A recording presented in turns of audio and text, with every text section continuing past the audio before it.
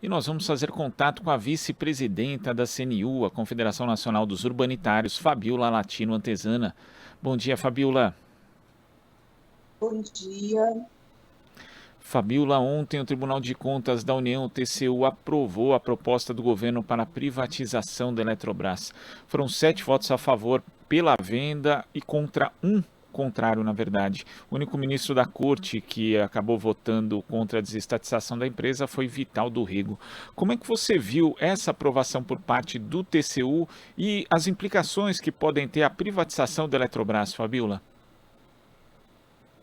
Bom, em verdade, a gente não esperava diferente do Tribunal de Contas da União, né? Nós temos a clareza de que o TCU não tem a prerrogativa de dizer privatiza ou não privatiza, mas nós esperávamos que os ministros do tribunal fizessem determinações que levassem à correção de diversas irregularidades e inconstitucionalidades que estão presentes nesse processo, né? Então, para nós,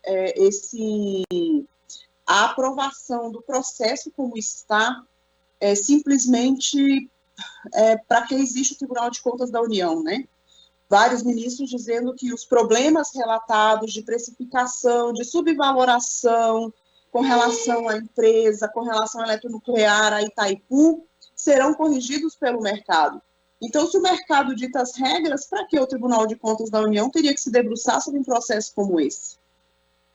Inclusive, no voto do ministro Vital do Rego, ele fala a respeito disso, né? Porque ele cita ali, por exemplo, que se a Eletrobras for vendida, na prática, os compradores passariam a ter controle também sobre a eletronuclear, por exemplo. E isso, segundo o ministro, contraria a Constituição e põe em risco a soberania do país. E aí tem uma aspas dele aqui, Fabiola, que ele diz o seguinte: política nuclear brasileira pode ser privatizada. Não venham dizer que isso será acertado depois. Isso não é conta de padaria. E é justamente isso que você está dizendo também, né? Não é para o mercado acertar ou para a gente ver mais na frente como é que fica. Porque isso é muito grave, diz respeito à soberania energética e ao bem-estar de todos os brasileiros. Exatamente. O ministro Vital, assim, ele pegou na veia dos processos de regularidade que estão, né, que estariam em julgamento ontem no tribunal.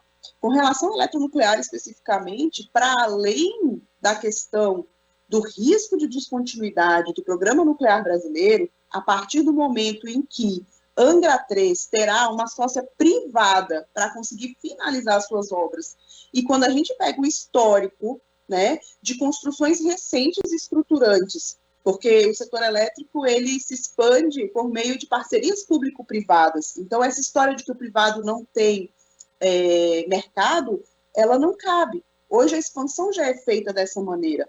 Então, as grandes obras estruturantes de Belo Monte, Santo Antônio e Giral, que foram construídas aí, né, finalizando suas obras em torno de 2015, quando teve aquela grande crise internacional, quem aportou recursos financeiros para a finalização das obras foi a empresa estatal Eletrobras, a partir das suas subsidiárias, né? Então, agora a Eletrobras privada será a sócia principal.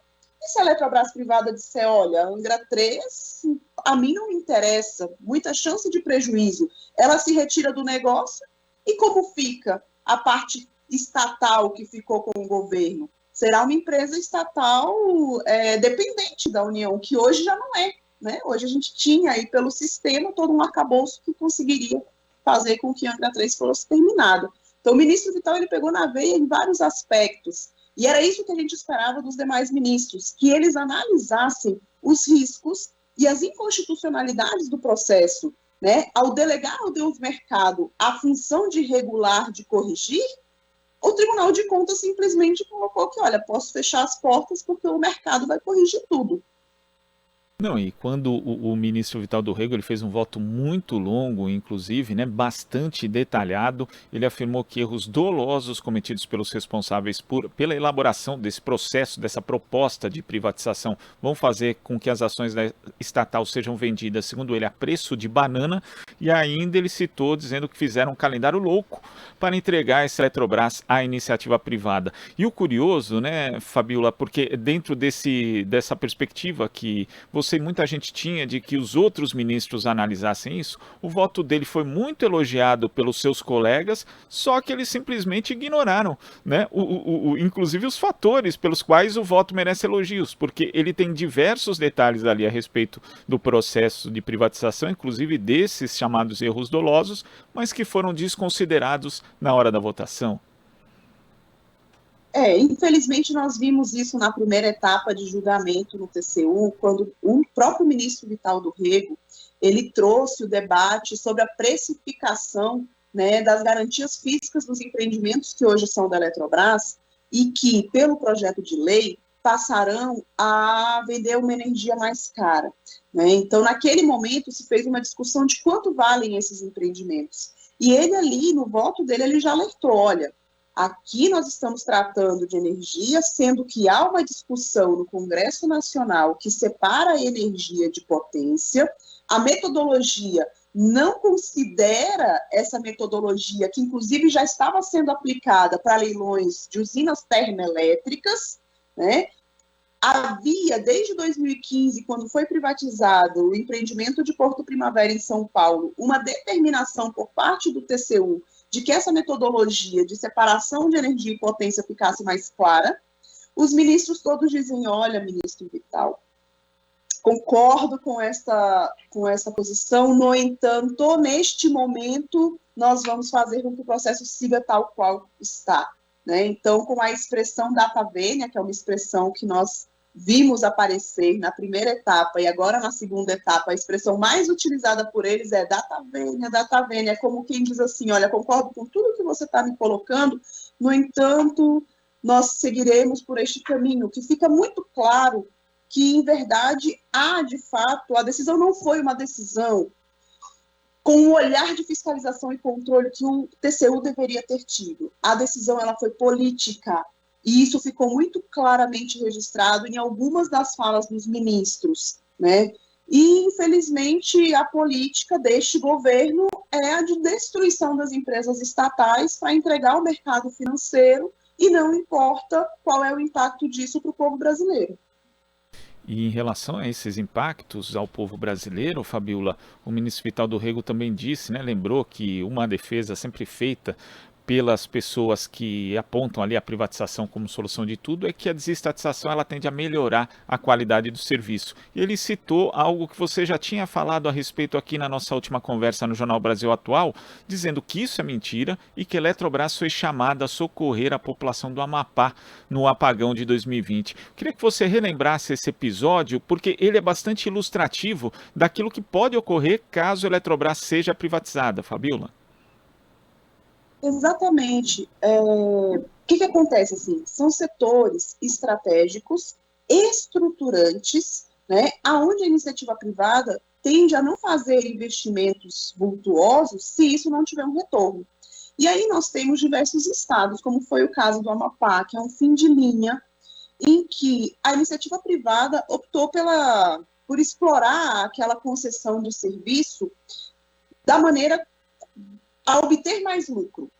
E esse obter mais lucro significa dizer menos investimentos, rotatividade de mão de obra bastante elevada e a falta de, digamos, eu vou colocar estoque para ficar de uma forma clara, né, porque foi o que aconteceu no Amapá, foi a falta de peças sobressalentes para poder fazer a troca em casos de problemas, né? Então, no Amapá foi isso que aconteceu. A empresa privada não estava preparada para nenhuma intercorrência, enquanto as empresas estatais, elas tendem nos seus programas a olhar o todo, e não interessa se isso vai custar mais para a empresa. O que importa é que a prestação do serviço ela seja executada da melhor maneira possível. Aqui, eu posso citar o Distrito Federal, nós tivemos uma recente privatização, né, a SEB foi privatizada no final de 2018. Não, peraí, nós estamos em 2022. No final de 2020, perdão. E em um ano, nós vimos uma piora no serviço prestado de forma absurda, né? Em 6 meses, os casos de reclamação de falta de energia na capital do país dobraram, né? E a gente está falando assim, a capital do país. Então, o que não vai acontecer, e essa é uma preocupação real, O que não vai acontecer com o sistema elétrico brasileiro a partir do momento em que empresas que não têm o conhecimento do setor passarão a ditar as regras do setor elétrico brasileiro? E não é naquela energia que chega na nossa casa, na distribuição, é no início da cadeia, é na geração e na transmissão de energia, no início e no meio. Então, há um risco bastante elevado, na nossa visão, de que, por falta de uma gestão, né, correta e preocupada com o povo brasileiro, nós tenhamos aí o início de diversos apagões, desabastecimento de energia. Nós vimos isso em 2000, quando, também pensando em privatizar a Eletrobras, investimentos foram cortados, né? Foi o que aconteceu agora com a Eletrobras. O governo federal fez uma opção: a Eletrobras não pode investir. E esse era o discurso que justificava a privatização. A Eletrobras não tem capacidade de investimento, mas não é verdade. O que se fez foi priorizar a distribuição de dividendos aos acionistas. E a Eletrobras privada, não tenho dúvida, vai priorizar a distribuição de dividendos aos acionistas em detrimento de investimentos necessários. E priorizando justamente a distribuição de dividendos, né? O objetivo dessa privatização é que a participação acionária da União caia de 72% para 45% do capital total. E a gente está vendo, mesmo quando a União tem a maioria das ações, né? O caso da Petrobras, por exemplo, como só você colocando uma gestão que se assemelha muito a uma gestão privada, orientada justamente por essa questão da distribuição de lucros e dividendos, estamos vendo os impactos que isso tem para a população hoje no preço dos combustíveis. Isso pode e deve acontecer também, Fabiola, com o preço da energia elétrica, caso a Eletrobras seja privatizada?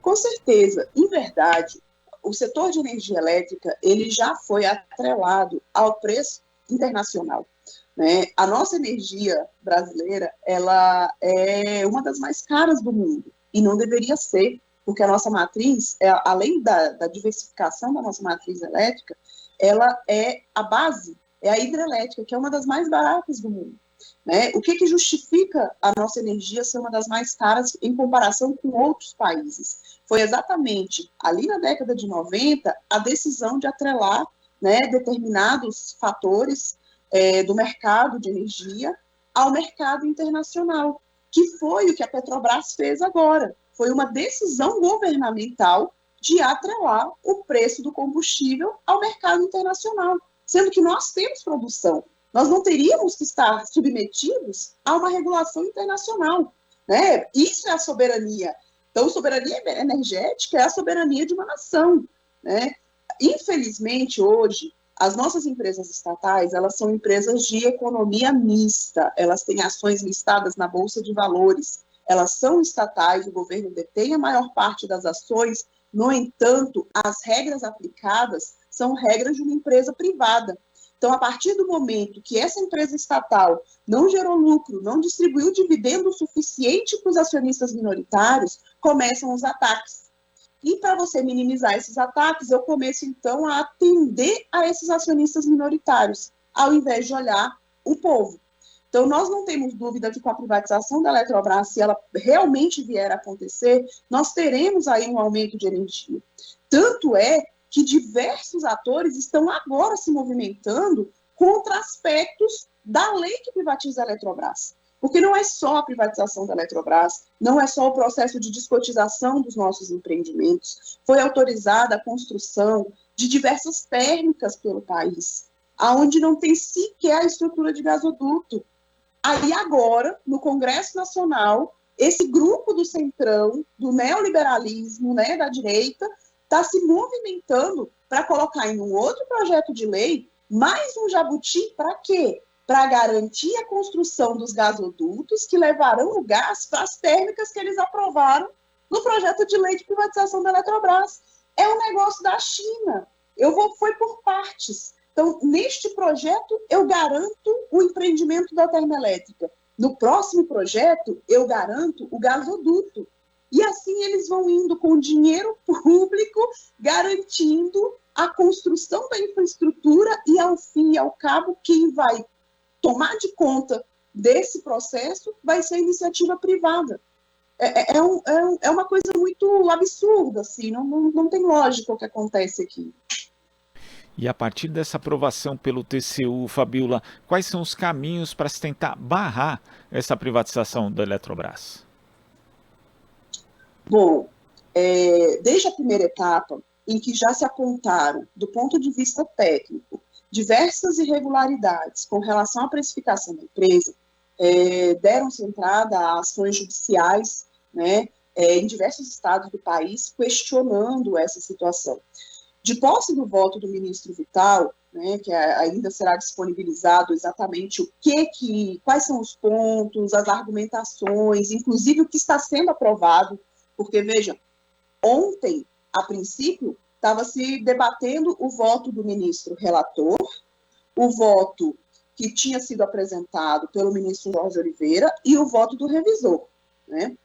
Mas ali na plenária eles já disseram, o voto do relator traz alterações que nós precisamos ver melhor qual é o resultado prático dessas alterações. Ali o que eles quiseram dizer foi o seguinte, o voto do relator trazia determinações ao processo. Determinação é uma obrigação de fazer. Qual era a intenção dos ministros ligados ao governo Bolsonaro ou ao mercado, né, que tem o seu pezinho no mercado? Era transformar essas determinações em recomendações. Uma recomendação, ela não tem o caráter de obrigatoriedade. Você faz se você quiser. Então, nós não sabemos ao certo o que foi aprovado ontem. Eles deram a continuidade ao processo, mas não sabemos quais são as determinações, o que virou recomendação, e a nós nos cabe aguardar o acórdão final para verificar quais são as ações judiciais cabíveis nesse momento com relação a esse processo, né? Porque eivado de irregularidades e inconstitucionalidades ele está. Fabiola, queria agradecer a sua participação aqui no Jornal Brasil Atual de hoje. Muito obrigado, até a próxima. Eu que agradeço e esperando que a Eletrobras não seja privatizada e que o povo brasileiro não pague essa conta. E vamos continuar acompanhando isso, inclusive essa mobilização contra a privatização da Eletrobras que continua.